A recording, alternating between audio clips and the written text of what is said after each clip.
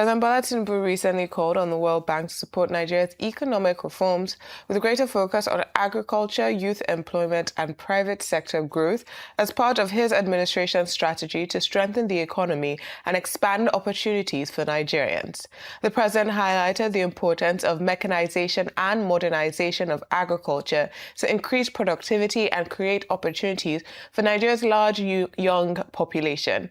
As reassuring as President Tinubu's passionate call may be, critics of his government continue to emphasize that not much can be achieved in the agriculture sector until insecurity begins to abate and farmers can go to their farms without fearing for their lives.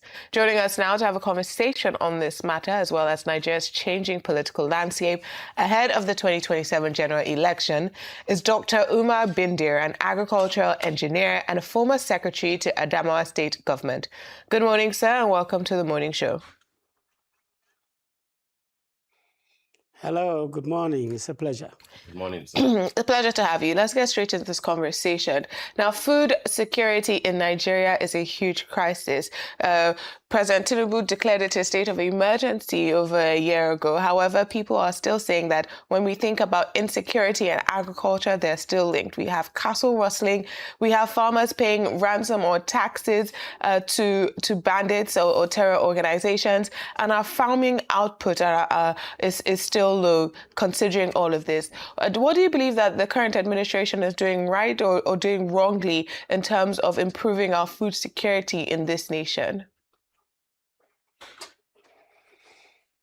Oh, thank you very much for that very critical question. The administration is doing its best.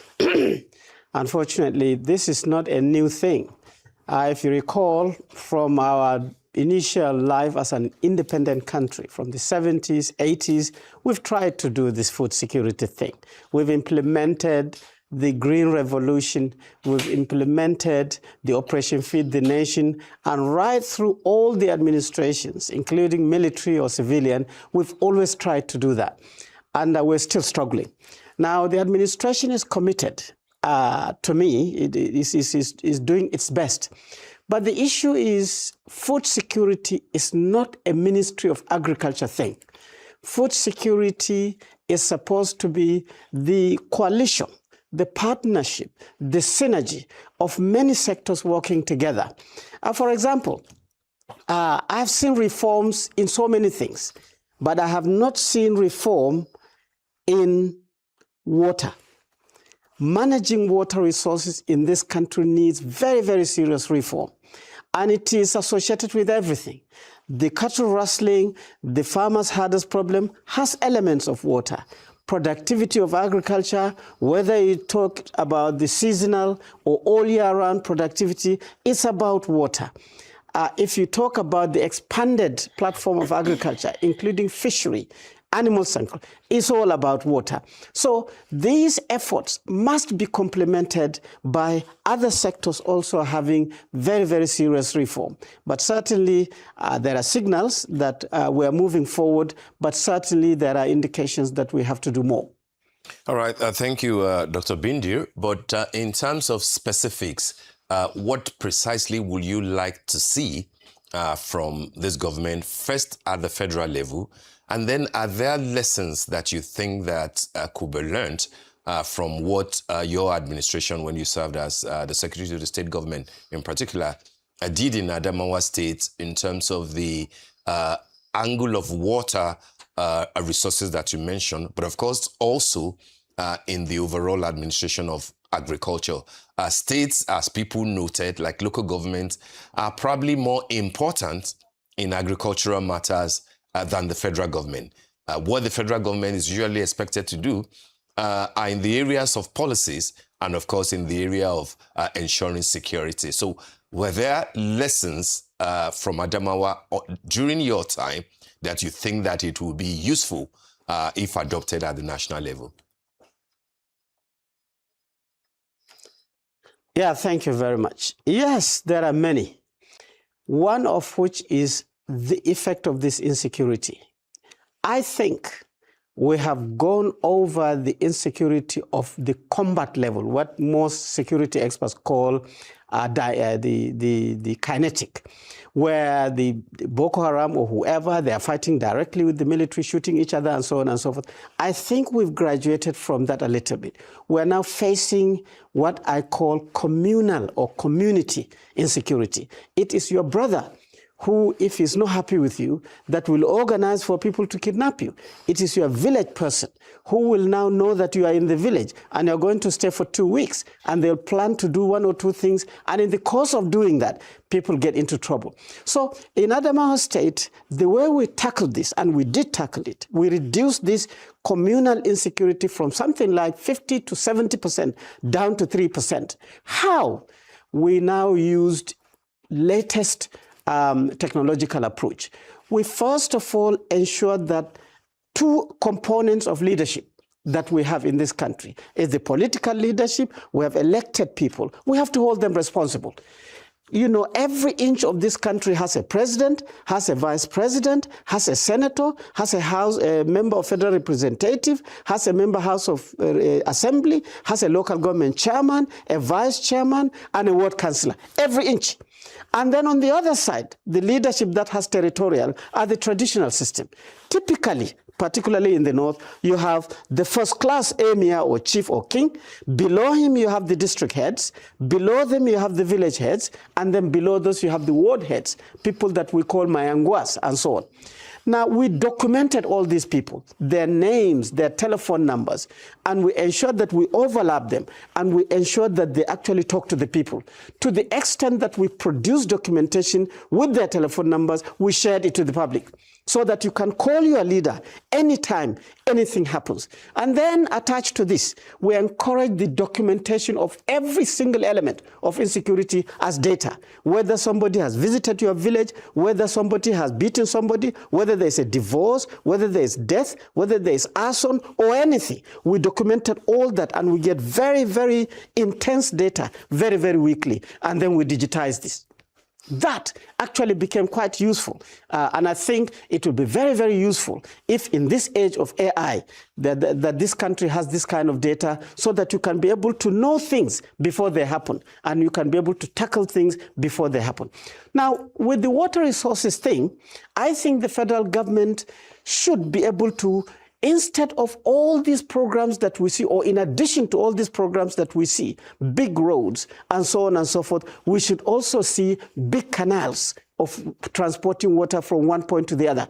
I think it's very primitive. The world is laughing at us when every year we celebrate negatively, flooding all over the place, killing people, killing animals, destroying communities. We should be able to know where this water is coming from. We should be able to transport this water meaningfully. We should be able to learn also how to store this water and use it when it is needed. Now, when you have big canals, mopping up all this water, running all over the place, the states, instead of all these high flyovers, underpasses, all these big, big roads, in addition to that, let them also have canals that transport water to the communities. I can tell you, agriculture in this country is a rural thing, and it is all this mess that we get. Yes, it's also rural. Once you engage people, they are engaged, they can produce, they can sell, they can make money, then all these things will come down. This is an environment or century of technology. And we cannot continue to do things primitively in such a way. And you may ask, where does this technology come from? Technology comes in 2 ways: the people and the actual technology, soft or hard. Look, this country has over 300 universities. We have over 600 research institutions. How come that these engines, this factory, that can produce massively, highly criticalized people to think, you know, technologies that can change the landscape, and it is coexisting with primitive insecurity, primitive poverty? Yes. Something is wrong. We should actually also know how to, So we should mine our intelligentsia to be able to tackle some of these things. Thank you very much, Dr. Bindir. You've highlighted something very important here, the focus on critical infrastructure rather than white elephant projects or fancy infrastructure, as you said, canals over flyovers. But you've also highlighted technology, and then you posited that the current administration is doing its best. In June of 2025, we got delivered in a huge ceremony 2,000 tractors. The president launched 2,000 tractors in June of 2025 and 10 combined harvesters, I believe, or 7 combined harvesters. Till date, those tractors are rusting away. They have not been given to the farmers. Is this the administration doing its best? You see, in most cases, our governments in this country are infested with macroeconomic people. They know how to lower investment rates or the balance of payments and so on and so forth. But we're very short with people, technical people at the micro level. This is a very, very intense scientific area. So when you buy tractors, thinking that tractors will change your farming system, I am a farm power and machinery engineer. I have 3 degrees in this, and I've worked all over the world doing this. Tractors don't change your agricultural system, and it never pays for itself. Tractor is a power source, and when you run and buy 4-wheel drive tractors, 75 horsepower, 100 horsepower, you have not done your homework very well. A tractor is balanced to the total kind of farm and the kind of agriculture you do. So that synergy, that balancing, I think we have a gap there too.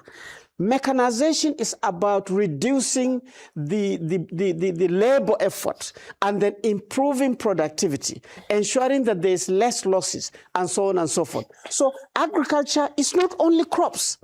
Agriculture is also poultry. Agriculture is also cows. Agriculture is also fish. Agriculture is also oil palm, and so on and so forth. So yes, importing tractors is a good thing to start with, but certainly the requirement to ginger the productivity of agriculture include, do we have high-yielding seeds?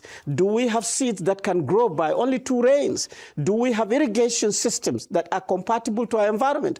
Do we have the soil scientists to know the nutrition of the soil? Do we have a composite or combination of both organic and inorganic fertilizer systems to power us? Do we have understanding of greenhouses and so on and so forth to also pop up the production of our vegetables and other high-value crops? The equation is very, very long.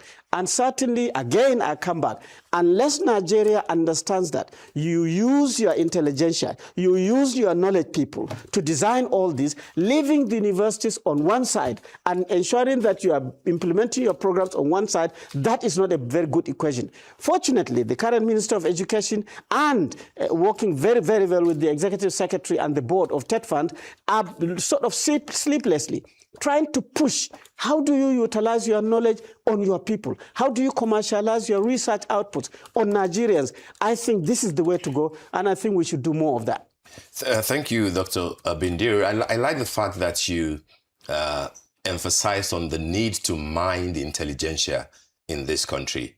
But then this is also a year in which politics has started more or less in earnest with the announcement of the timetable by INEC. There were elections in the FCT yesterday, in Kano, in Rivers State.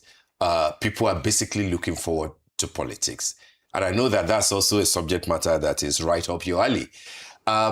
What are your thoughts, therefore, Dr. Bindir, given that throughout this year and up to early next year when the general elections will hold, it will be about party activities, it will be about citizens responding to issues and responding to how the political class can better their lives. What do you think should be on top of the agenda in terms of political discourse at this time? And then talking about Adamawa, your home state, there are silent talks about the possibility of the leadership there porting to the ruling party. Is this something that you're aware of? And do you think that this is something that will be politically expedient if it does happen? Oh, thank you very much. This is a very complex and very sensitive area, to be quite honest. But at the national level, or at the bigger picture of politics, I'm not particularly that kindly core political system, but they dragged me into the politics by appointing me secretary to the government. And I used to tell people that if you make me to sit with a witch for 2 weeks, I will learn witchcraft. Not that I will apply it, but so that's how I am with politics. So I worked with politicians and I learned that. Now, you see, the value chain of politics is that you must have a party, and that party must have executives, very clean executive. And you produce the executive by what they call congresses. It is at this level that all these shenanigans try to, I don't know why we spend so much energy to do the wrong thing. We're fighting, we're trying to shortcut each other, we're trying to undermine, even at that level. Even when you get the executives, you go to the next level, which is the primaries. You now want to choose the people internally within the party to contest. Now you see the president has signed the law to say that by Hausa people, they say Kato Bayan Kato, which is a man, woman behind a man, a woman. So that's a queue. Now, everybody is sort of querying this, and some are celebrating. We are still in this euphoria of trying to do the wrong thing. You know, we don't close our eyes to say, God, give me leadership so that I can be able to change people's lives, so that I can be able to go to heaven. We don't do that. We just open our eye to say that I must be this, or this man must be that. If it is not this person or me, the hell will actually rise. This is a very bad concept. And I advise, after, the whole value chain, National Orientation Agency must be able to do a lot of things. Don't look at yourself. Say, for example, the executive secretary or the executive chairman or the DG, you're appointed by the president. The day you are appointed, you now become a leader for Nigeria. Do the right things, say the right things, and say simple things that people can understand. Don't talk as an Abuja person or a Lagos person or a Kano person. Talk as a Tongo person or a Ogomosho person. Make sure people understand. Yes, there might be challenges getting people like this that can translate things for people to understand, but this is the first challenge. Secondly, we are counting towards 2027. There is already a ruling party at the federal level. Yes, the ruling party would love to continue so that they can continue their policies. For me, anybody who had an opportunity to actually rule, try as much as possible to leave the mark for ruling for the better. I am sure people will come to you and kneel down to beg you. Please continue. Please continue. We've seen that in Malaysia with Dr. Mahathir Mohamad. We've seen that in Singapore with their former prime minister. So we should try to imbibe these too. But dovetailing to the state, yes, you asked about His Excellency, my governor, who happens to be a PDP person moving over to another party or the APC. I think if I were him, I would have done it long time ago. Because first, the things that I read about PDP is that PDP has cracked up. PDP has imploded. That is what I read. And if you are part of PDP, and he's in his second tenure, so to actually continue the kind of good projects that he has started, fantastic things that he's doing, I think he should lean towards a winning flow so that he can be able to continue. But these things are very difficult to understand by ordinary people like me, and I just wish him well. Wherever he goes, he has started well, as far as I'm concerned, and I hope he dovetails to a winning flow, and so that we can get the benefits of this democracy effectively. All right, Dr. Umar Bindi, thank you for the brilliant submission so far. We want to thank you for joining us on the morning show today. Thank you indeed. Thank you very much.